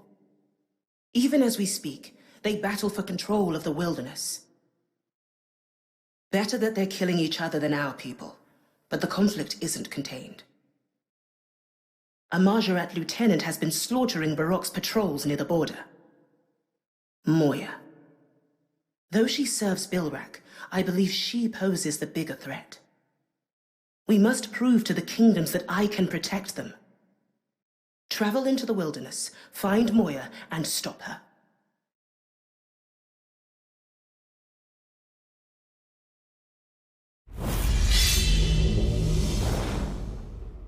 Wow, what an amazing cutscene. I basically wet myself. Sorry, that's what was written in my script for me by Mod Jack. I wrote Uli's script for him. Because it just got added. We have a script to guide us to the show, and that's what got added. Got to read it, apparently. I'm going to move away from you, Mod Jack, and go to Mod Raven. Who's also been stroking a bed, so this is just how the stream's going. Mod Raven. The chat were telling me to. They said there were problems with my bed, that it wasn't made. I mean, look at it. I threw a duvet on there. That's fine. It's a very snazzy duvet, I have to say. I like it. Anyway, away from the bed. We're talking about the content. It's Weezewax all over again. Mod Raven, it's lovely to speak to you about a quest after some time. I know this is a quest that you're kind of helping on rather than one you've been involved in from its inception. But you have been part of the team putting this together. What can you tell us about this quest? What's kind of the key focus of this quest as an experience? So I will preface this by saying that I had very little involvement with this quest. It's all down to Mod Zura and some of Mod Stu, but unfortunately both of them are in another country right now, so you've got me. But yes, so this quest it's following on from the previous stuff. It's following on from a bit of Extinction, a bit of I've forgotten its name, the previous Zamorak quest. But it's a good sort of starting point as well. You won't need to have known everything to get here, it'll be covered quite neatly. But it's exploring those characters, a bit of Adreshare, but mostly this is about Moya.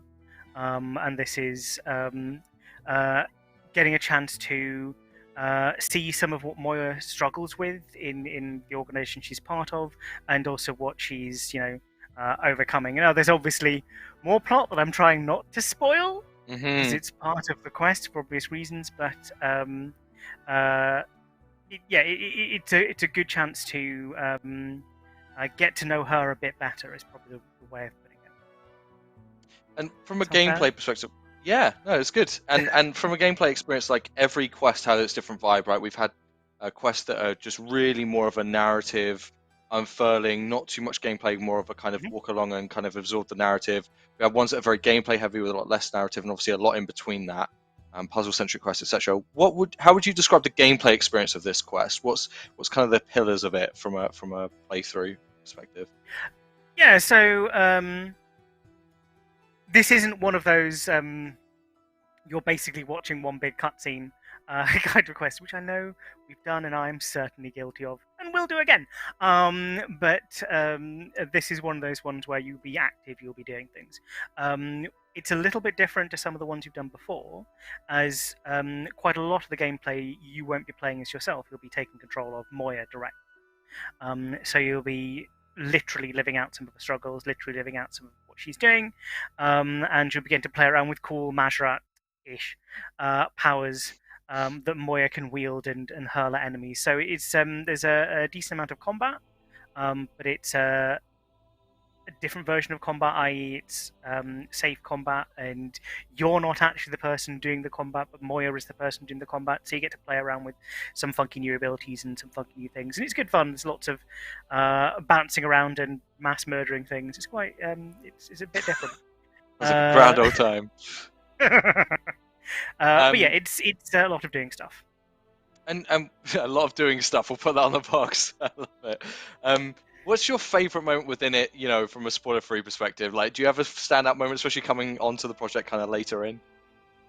I can't think of something that's a spoiler-free moment, but I will. There is one mechanic I particularly like, which is so you've got an ability with when you play as Moya, where you can kind of move to an area, like you cross a long distance into sort of AOE damage around you, and Mod Zero, who's the person predominantly responsible for the quest, has done this neat little thing with animations where, depending on how far away you click to do this interaction, you get a slightly different interaction. The mechanics ultimately the same, but you get a cooler animation.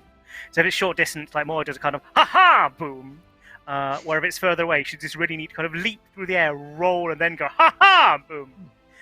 She doesn't actually say ha-ha boom, but I'm still in your head. In your head, she say does. it every time. Doesn't she? Every time. Yeah. I mean, I do. Fortunately, players don't have to listen to my voice at all times. So maybe.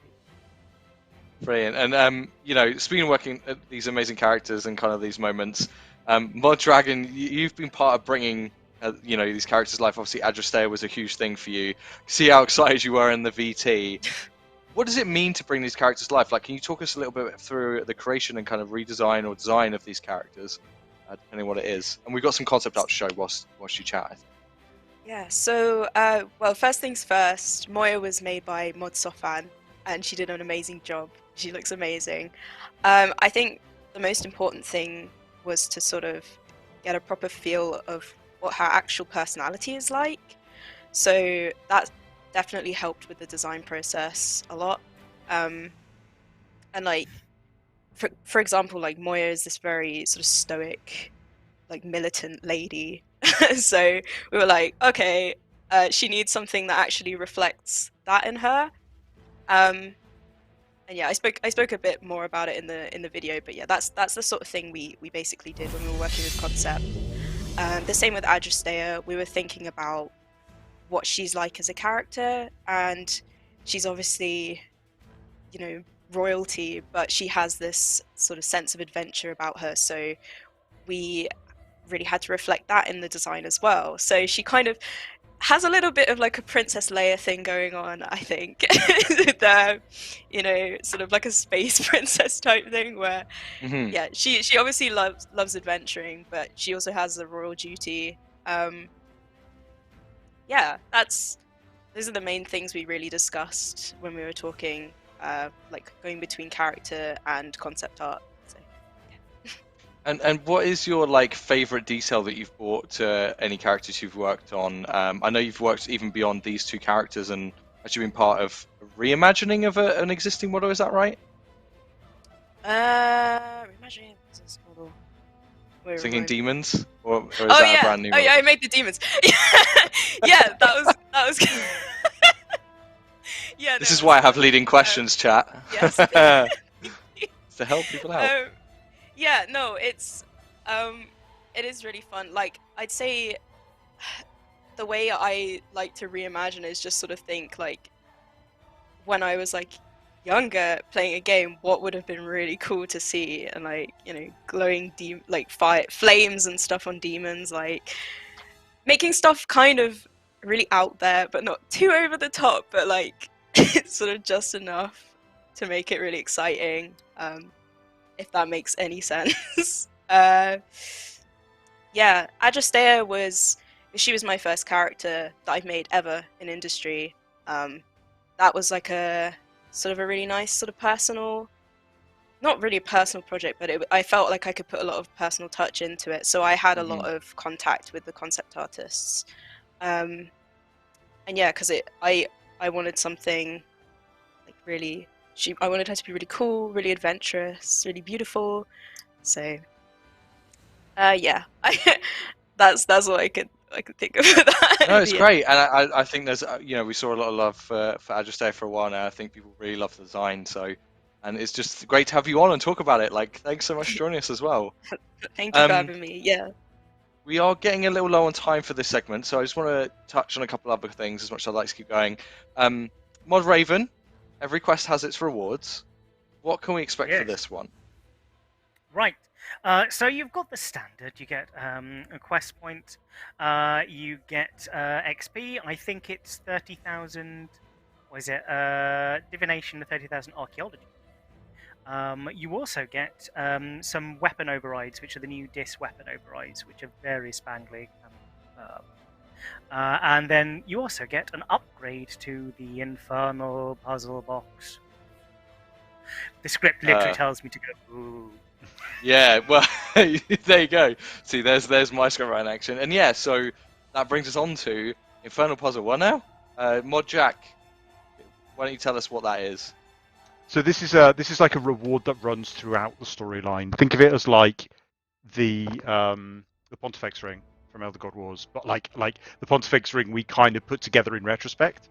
And we hadn't even planned to upgrade it in Extinction, which we eventually then put in after launch. So this is kind of like the Pontifex ring, but in advance. So it's like a reward that you get at the start and you upgrade. You'll actually be able to get it. You'll get it from the Zamorak boss. It's in the Elite Dungeon, quite easy to get. Or you can get it from completing the quest, because we want to like we don't expect people who are quite low level. We want them to be able to get on board with the storyline. So we want two different ways of getting the box, but we also don't want people to have to wait. So it has like bonuses on it. It sits in your backpack. You get the bonuses when you've got it in your backpack. There will be an upgrade in the future that makes it more convenient to use, but for now it's intentional that it takes up one of your backpack slots.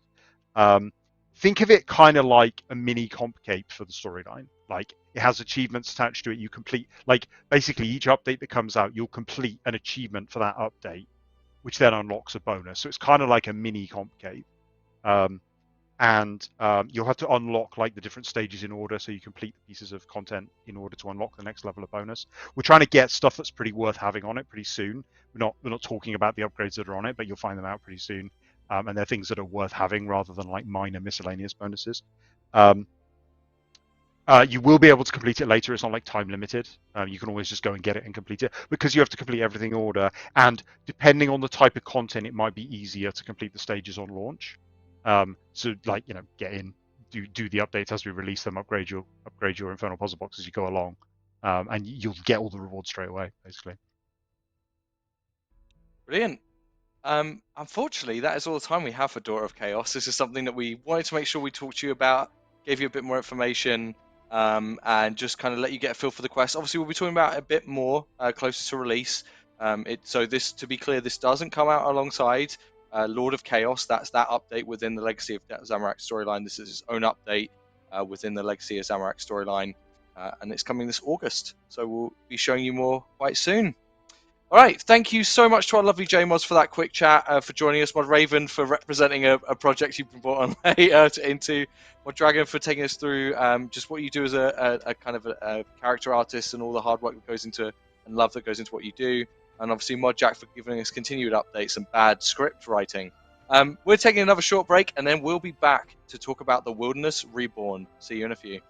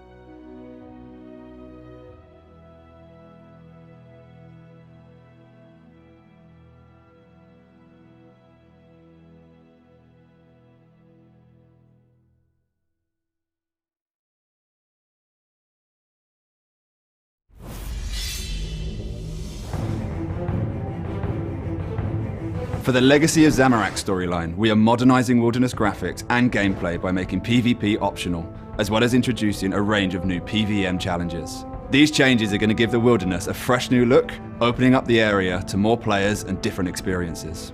How we do this whilst maintaining the Wilderness's threatening presence is the challenge. After looking at NPCs and content currently available, it became very clear that without PvP, there is no real danger.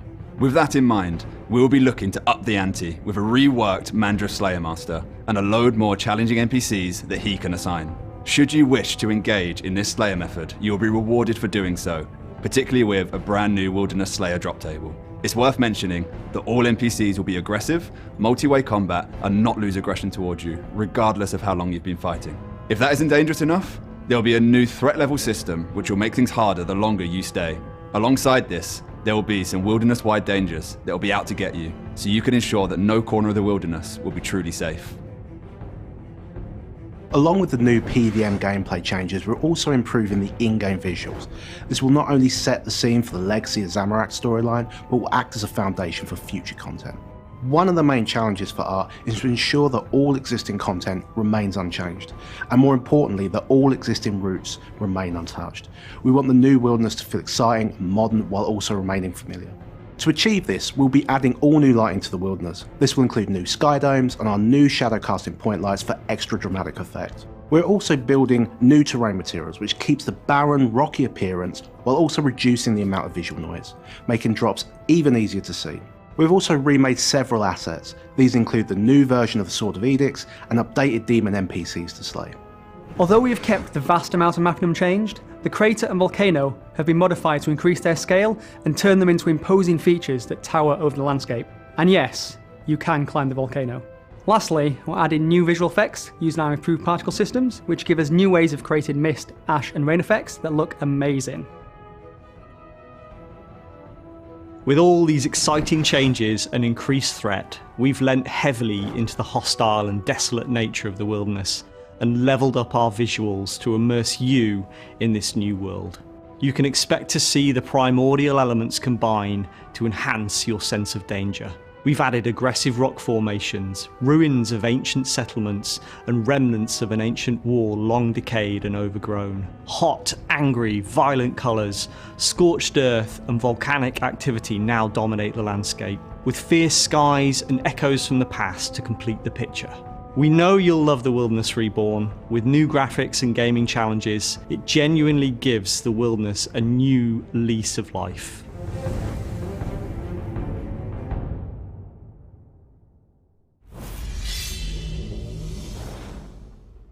Welcome back to the next part of our Legacy of Zamorak reveal, the Wilderness Reborn. We hope you had a lot of fun with that. I know the original trailer that we put out on Thursday only gave you a few glimpses. There's a lot more in there and there's a lot more to come. And here to tell you about it are Mod Jack, Mod Kalea, and Mod Blackwitch. Welcome team, welcome everyone. So Mod Jack, let's set things up. Finally revamping the Wilderness, like why now and how does this fit into the Legacy of Zamorak? Well, this is what we were saying about like trying to integrate the updates into the storyline, right? We can ship updates. If we can ship the updates and tie them together thematically, that's just cooler. It's the same amount of work, but it's cooler. So like the Wilderness used to be called Foreign 3. It's like the site of Zamorak's greatest crime against the people of Gielinor. He set off the equivalent of a nuclear explosion and killed an enormous number of people, including most of the Eviancy. It's also like at the time it was his stronghold, and now it's also kind of his stronghold. Like the civilized regions are largely occupied by Saradominists, but certainly in the update, in the aftermath of the boss and the huge number of demons that he summoned, the wilderness is like Zamorak's place. It's where his forces live, his demons, and the other Zamarakians have gone there, to secure themselves. So that's they fit together. This idea of Legacy of Zamorak, the boss fight, the wilderness, they all tie together quite nicely at a thematic level. The enemies like a concrete example of that is we've graphically updated some monster types for the boss fight, which make thematic sense to now put into the wilderness as well. So we get that kind of advantage by tying updates together. I guess like the most important characteristic of the wilderness that we're trying to retain with this is the feeling that the wilderness is dangerous. Like that's the wilderness, right? It's dangerous. Some people would say it's PvP, and that's fair. But what the PvP does is create that sense of danger. That's it makes it dangerous. And that's the thing that we wanted to keep and like reinforce in this update, because actually the wilderness hasn't been dangerous. You could get PK'd, so people don't go there. You probably won't get PK'd because it's not really a very big part of our game anymore. So it's about like bringing back that sense of danger and reinforcing that sense of danger through the core mechanics rather than just relying on PKing. We've talked in the past about potential other ideas for the wilderness, like reclaiming the wilderness, turning it green, that sort of thing, making it safe. That's not what we're doing here. This is reinforcing the Zamarakian dog eat dog danger feel of the wilderness rather than sort of changing that. And then the other thing is, like, we know that people want to see the world like graphically updated, and the wilderness is one of the most dated looking parts of the game. So it's an opportunity to like make it look a lot better, add some more content, revise the mechanics so it's more relevant. It's been kind of a dead zone unless you're going there to do something incredibly specific. There's just no reason to go there. We don't put content there, so it just kind of opens up the wilderness as somewhere that can be part of the game again, basically. Yeah, and obviously, I think there's a lot of questions that us announcing this has generated even after the video, right? Like, we're talking about threat systems and about all these ways that we're trying to keep that feeling. And I think, like, there's a lot of questions out there about what does that mean? Like, how is that going to work? So, Mukalea, I know you're representing the team at the moment here, and a variety of people are working on this as we work towards it. We kind of have some first indications from that video about the kind of ways we're trying to maintain it, but to go into detail, what is this threat system that we've heard mentioned? What are we trying to achieve with it, and how does it escalate to kind of capture that feeling we're talking about wanting to have? Yeah, so the threat system is about keeping the wilderness scary. It's about it staying scary. Before I get into too much detail, this is everything we're about to show you and say is very work in progress. It's not. We're actually going to jump into work in progress now, I think, as well. Sorry, just to interrupt as well. So this is all work in progress, right? Everything we show today is very much work in progress. Yeah, very much so. Cool. So inside the Reborn wilderness, there's going to be a combination of monsters and the wilderness volcano itself. Mean you'll always have to be ready for the unexpected. There might be no PvP, but you'll still have to keep a watch on what you're doing. You're not going to be AFKing here, or you might be killed. So when you first enter the wilderness, your threat level will start at 0. And the longer you stay and the more activities you do, it's going to go up. It's going to rise. It's kind of in some ways similar to the corruption mechanic in Sophanum Slayer Dungeon, but not the same. The higher your threat level, the more damage you take and the more damage you deal.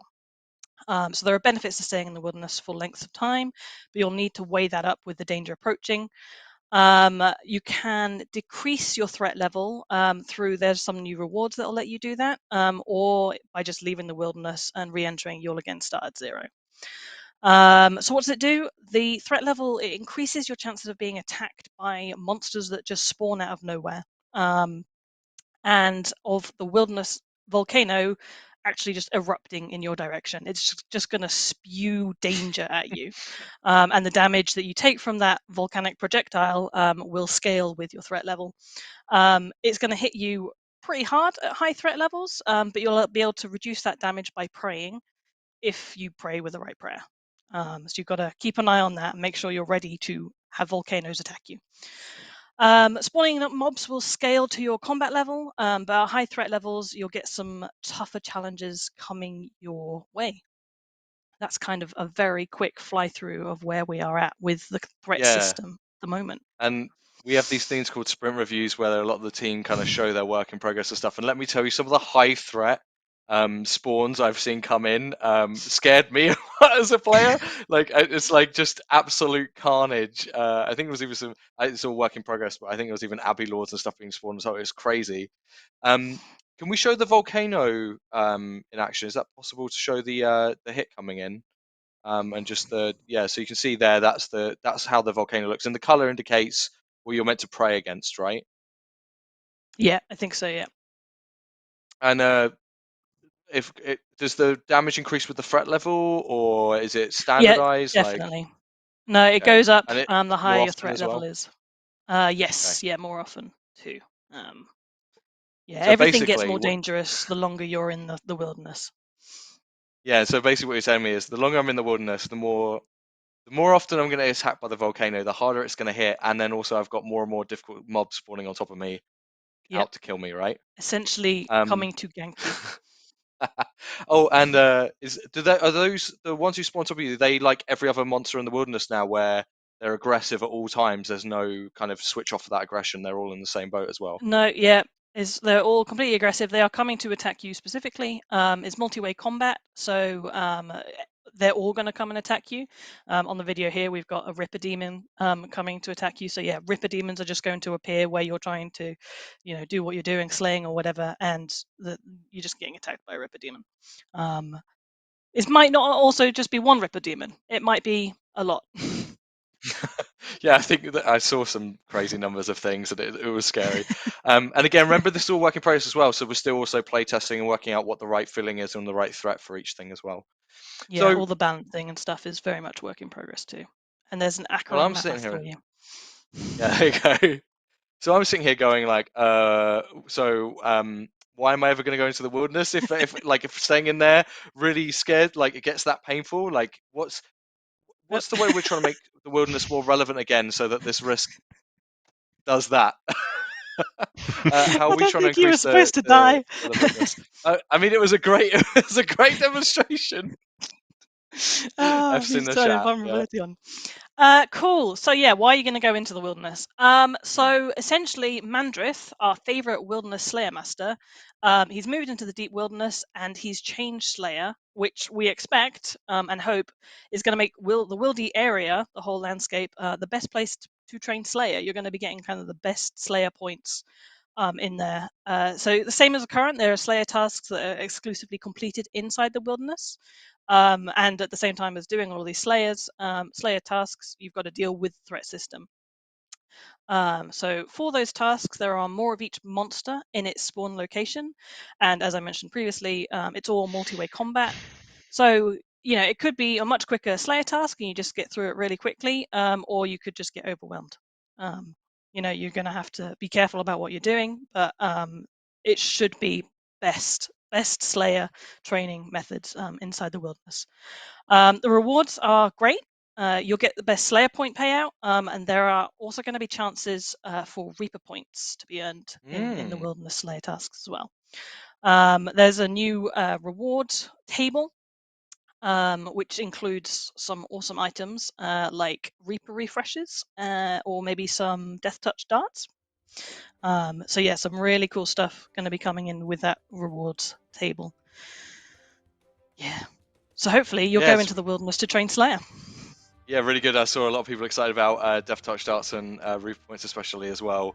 And just to confirm one little thing, the really risk reward Slayer experience, it kind of sounds like we're going for with this. What about warbands? Just for any warbands fans out there, are they going to be still PvP or are they going away? Like, what are we doing with warbands within the Wildy? So yeah, warbands staying in the wilderness, they are still going to be PvP. I think PvP is going to be opt-in. We haven't exactly got nailed down, I believe, exactly how that's going to work. But warbands, it'll still be happening. It'll still be PvP. And the rest now, we'll give you the details when we know about it. Yeah, definitely. And again, we're giving you a much more advanced preview than we usually do with content. So bear with us as we're learning how to do this again. Hope you're enjoying it. A really exciting thing for me, definitely, is the fact that the wilderness is getting a refresh graphically, right? As you mentioned, Jack, it's an opportunity for us to bring up an old standard to an old area to a new standard. I love when we do this. I know many people out there do too. Now, Mod Blackwitch, I know you're kind of representing a team of people today on this front because it was a difficult time to do a stream. There's a lot of people on summer holidays and taking their well-deserved holidays and breaks with all the hard work they've been doing. But can you tell us a little bit about the vision for this wilderness refresh as we kind of bounce around all these redone areas? Again, work in progress. Yeah, absolutely. Yeah, I think the entire environment team has worked on this at different points. So definitely lots of different people have worked on it. But yeah, basically what we wanted to do is rework the wilderness in a way that it's very recognizably still the wilderness. We didn't want to change it. We just wanted to bring it up to our current standards, while also getting a bit more of the feeling of threat in there as well. And ideally, when we could also try and make it feel just a lot bigger and more daunting than what it was before, because what is there at the moment is currently quite flat and grey. So try to kind of achieve that with having a very imposing sky over it, and just having like this fog. And reworking areas for RuneScape is a challenge, to say the least, because like so much goes into it. It's not, we can't just put like a team of artists on it and just let them rework it, because sometimes you might just like move, I don't know, a crate or a barrel, and who knows what kind of content you just broke with all of that. So basically, getting something like this to work is such a big team effort. So that's why we still had to change everything the same footprint. We had to keep the same footprint. But where we could, we tried to work in like a little bit more impressive areas. For example, the volcano. Can we go to that now, actually, by the way? We have to scale the volcano, come on. It's unbelievable, this thing. Disclaimer first, because I saw a confusion about it earlier. With the volcano, the one that we were talking about, we don't actually mean the crater where the Sword of Edicts is. But it's very understandable that there's confusion about that, because in live game, the actual volcano that is there does not look like a volcano. It is 3 pools of lava on a tiny, tiny hill. So we really tried to make it feel like big, imposing, and epic where we could. So obviously this is a massive change from what was there. But then, yeah, also the Wilderness Crater itself in this version also got a bit of an update. It's higher up. It has like lots of spiky rocks with it as well, just to make it feel a lot more epic. Awesome, I love those new lava effects as well. And I don't know if this is confirmed. I might be accidentally saying something I shouldn't, but you can climb that thing, right? From what I saw. You can. You can go to the top of the volcano. Yeah, it looks I think it's the other way. Someone said, please climb. It will take a while. Trust me. It actually takes quite a lot of time from what I saw. I'm not entirely sure what way it is. Like the volcano was like completely Mod Phoenix's work. Big shout out as well to Mod Chili, who did a lot of work on this, and our new environment artist Modjin, who also was put on this as his first project, which is quite daunting. Just come on RuneScape. Quite a cool one to be on, though. That's crazy. That's good. Is there any other areas we should jump to before we kind of move on to some more questions? Is there anywhere else you think we should show that we haven't shown already? Not entirely sure. We've already been to the crater of the Sword of Edicts. Seen that let's go back to the crater of the Sword of Edicts. Well. Let's go back there. So we went, and I'm sure you want to talk to that. I know we went into it briefly, but I might just want to touch on some of the differences that this one has visually compared to the one where you fight Zamorak in. Yeah, please do. We did take a little bit of creative liberty as well. The Zamorak one, it's definitely like built for that fight, which is why it's quite flat, like I touched on earlier. But it's not the most interesting looking visually if you just put it in an environment, just have this flat one. So this one has like a lot more height going on in it, a lot. Basically, we almost imagined it like, what would it look like after you fought a god in it? Probably a lot messier than what was there. So yeah, really cool. I love this area. Obviously, the Sword of Edicts got a complete rework as well, which turned out beautiful. Now, just before I ask some final questions and we talk a little bit about PvP, because I know that's a hot topic for some of you out there on the stream, do we want to show a super high threat level, very work in progress, put the fear into people about the wilderness? Because if we've got the command there, I think when people see this, it's... I'm probably causing chaos to stream right now. Again, caveat, work in progress, we're still tweaking, balancing, checking out what makes sense. That includes things from if everything spawns in at once or kind of trickles in, so you can like go, oh crap, and run. I mean, death mechanics as well is something that we're still looking at. I noticed several people asking, like, do you actually just lose all your gear? It's likely that without PvP on, you won't. Like, it'll just be standard death rolls, because the threat is supposed to be that you die and lose your threat level, not that you lose everything. But we'll need that's one of the things that we'll be looking at in playtesting, and could be changed. Close to a high threat level. Yeah, and don't forget, we'll be talking about this in more detail closer to release when these things get finalized, and we can give you that. But I think chat is realizing what we said about high threat level. And don't pretend you're good, Modsphere. We know that you've got infinite HP on. We see that. I'm seeing what you're getting splashed with. It's good. Cool. Okay. Right. Modjack, let's talk a little bit about PvP. We've announced it as being opt-in. What does that mean right now in terms of where we are in development, where our kind of Yeah, thinking you'll is be. for So it? the current system we have is that you can choose to turn PvP on, and if you choose to turn PvP on, and someone else chooses to turn PvP on, you can PvP each other. There will be an incentive. I saw a lot of people asking, like, is there any point in turning PvP on? There will be an incentive. The details of that aren't finalized. It's likely to be focused around similar to the Demonic Skull. So some similar people are asking, like, how's the Demonic Skull? It's likely that the Demonic Skull is PvP. Like, you can't Demonic Skull without PvP. And if you have PvP on, you get the Demonic Skull bonuses. It won't have the same costs associated with it, probably, but that's the kind of thing that we're looking at in playtesting and balancing.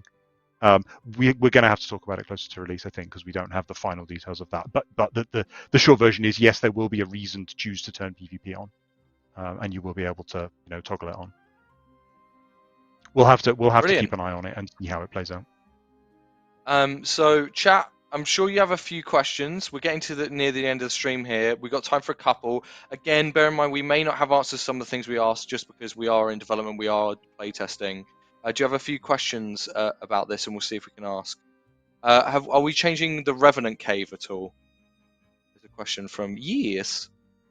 I think that the threat rules apply even in cave. So we're not changing the content for the most part. I believe that the way that the threat works is it will affect you even in caves. I don't know whether the volcano does. I'm not 100% sure. But monsters can still spawn on you, I think, because you're in the wilderness still. Are we going to lift the tele restrictions past level 30 with PvP off, or are we currently thinking of keeping that? I think it's being kept, but I'm not 100% sure. No, I might be wrong on that actually. So the design philosophy behind it essentially is it's kind of like a push your luck kind of idea. As your threat goes up, your reward goes up, but also your risk goes up. And the idea is kind of you can choose to not have your threat go up if you want by just leaving. But if you do that, you don't get the risk and you don't get the reward. So that's kind of the idea. So in that regard, the teleport restrictions don't matter so much because it's not about being trapped. It's about choosing to stay, choosing to put yourself in danger. I saw a question here actually, and a comment here that I thought was quite good. Battle/Slash said, people might do wilderness survival records. I mean, that would kind of be a thing that comes out of this, right? Is how long can you continue streaking in the wilderness before you die? Yeah, we don't currently track it across tasks. At the moment, the threat is balanced such that if you can complete, essentially your threat ramps up over the course of a single Slayer task, and completing one Slayer task is kind of the challenge, because we saw it as like, combat that's this high intensity and this risky isn't something we want you to grind for 5 hours. It's something we want you to do. So it's balanced such that you can do your, I think, 50th task in the wilderness. So you do your 49 tasks outside the wilderness, do your 50th in the wilderness for the higher reward, and then go back outside of the wilderness again. We see it as kind of like a place that you come occasionally for some high risk, high intensity gameplay, rather than somewhere where you just sit and grind all day every day. So we don't currently track, I think, number of tasks completed in the wilderness, but I'll note that down actually. I don't see why we couldn't just track. It wouldn't be rewarded, but I don't see why we couldn't just track it as a number. Mm-hmm. And will you get threat level if PvP is on in our current designs? Yes, your threat accumulates from Slayer tasks. It doesn't accumulate automatically over time. It accumulates as you complete your Slayer task. We may also modify it so that other PvP activities also increase your threat level as well. But just hanging around PvPing won't automatically make your threat increase. Brilliant. Okay, well, thank you very much. As I said, we're very much in production on this at the moment. Modjack, when are we currently expecting this Wilderness kind of Reborn to release? Is it going to be all in one update? Is it over many? Like, how does it? So how we're treating the Wilderness work? So the Wilderness Reborn update with the graphical rework and the Slayer changes and the PvP changes will be coming in August with the Daughter of Chaos quest. The Daughter of Chaos partially takes place in the wilderness, so they have to ship together, so they're coming out together. There will be more, like, the point of this update is to allow the wilderness to have content placed in it. So there will be more content in the wilderness later in the year. This is just like the initial update and making sure there's something to do there.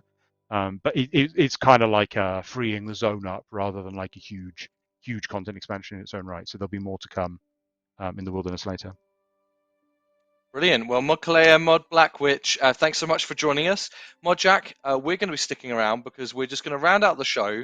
We're just talking a little bit about what's next, what comes after these updates. So Thank you very much, Black Witch and Kalea. Thank you. Okay, so we're pretty much at the end of our show. We're running over, but I hope it's been worth the extra little bit of time that we said we take, which was 2 hours. This is not everything coming in Legacy of Zamorak over the next 6 months, obviously, right? We've talked about everything that we've shown today has really been July, pushing into even August. And then obviously there's more to come for the Wilderness after that, obviously. What else can we expect over the next 6 months, roughly? I know we can't announce everything today. Yeah, we're not. We're still finalizing plans. We're trying to find the right balance, right? I think I feel like we've agreed that like we've communicated a bit too little in the past. It's possible to communicate. We communicated too much before that. We're still trying to find the right balance. So I think we're gonna talk more about more updates to come, kind of 2 months out, 3 months out. I think in the future, but yeah, this is just the next couple of updates that are coming. There will be more coming to the Wilderness later in the year. We've still got the Death Cost rework that's actively in development, so we'll be talking about more about that. We're not ready to give final details on it now, but we'll be talking about that more soon. There's obviously all the normal sort of Ninja Strike seasonal updates, that kind of thing. There is another quest in development. Raven and Stu are working on that right now, so that's good news if you like quests. And yeah, as I said, like we're still trying to find the right balance. Like, strangely, like we've been talking about this and we've been getting feedback players saying you're telling us too much. We want the updates to be more of a surprise. And I don't get that that's a general sentiment. I feel like this level of communication is pretty good. No. But do let us know, like yeah, please is this the right level of information about upcoming updates? Is this what you want to see? We're reticent about promising stuff that's too far off. So like stuff that's like 4 months from now is still subject to change. Like even the stuff we've been talking about today, we say like, well, actually, we can't confirm the final mechanics because we are still playtesting them. That's how we do things. Oh, my things come off my head. Look at that. Yeah, I know. I was noticing your flap. It's just dangling away. Very professional. Yeah, here. we really want to give we want to find the right balance of like giving the information. We want to talk about our upcoming content, but we don't want to talk about it so far in advance that the information is almost meaningless because there's a big chance it'll be cancelled or wildly changed. So it's really hard to find that right balance. So yeah, let us know like the right level of communication. Yeah, and you know, obviously there's going to be plenty we are talking about. We have more developer blogs on the way that are coming up. We also have the RS Guy show. This is a working title. We haven't worked out what it's going to call, but the RS Guy, obviously, we talked about had been flown in to make a show, which is deep dives into developer chats, including things like economy and dev costs, a whole bunch of topics that really matter to you. So there's plenty more to come. This isn't going to be kind of a fire and forget, and we'll keep you updated and keep you as informed as we can as we go. But other than that, I guess it's nothing really to say other than thank you very much, Mod Jack, for joining us today. I also want to give a big shout out to there's many JMods who have been working hard to bring this content to life. They either couldn't join us today to be on stream to represent it because they're on holiday or I had other conflicting plans. Just want to say a big thank you to all of them for all their help in pulling together the stream and giving you this much of a look. And a huge thank you to all the JMods who gave their time today to join us on a Saturday. We've been really excited to show you this much in advance, and this is really just a first step for us to kind of get back to this and as Jack said, finding that balance. So please do let us know what you thought. Leave us feedback on Reddit, Twitter, tweet at us. We just want to hear what you thought. If you're looking to chew on today's news, the segments we showed for each start of each segment have been uploaded to YouTube, so you can check those out now. We're also going to drop an article just on Lord of Chaos, which will be happening any minute now, that will drop on RuneScape.com. So if you want to really dive into what's coming on with the boss and the Elite Dungeon, that has a bunch of stuff. But by being here on the stream, you really got the most information you're going to get today. We'll make sure to upload this onto YouTube, so you've got this as a VOD too. Other than that, really, you have just 1 week to prepare, if you can believe it, for a showdown with Zamorak. It's time to get ready for Lord of Chaos, releasing on July 4th, 2022. We cannot wait to watch this world's first race. It's going to be epic. We'll see you out there. Take care, everyone. Good night. Cheers.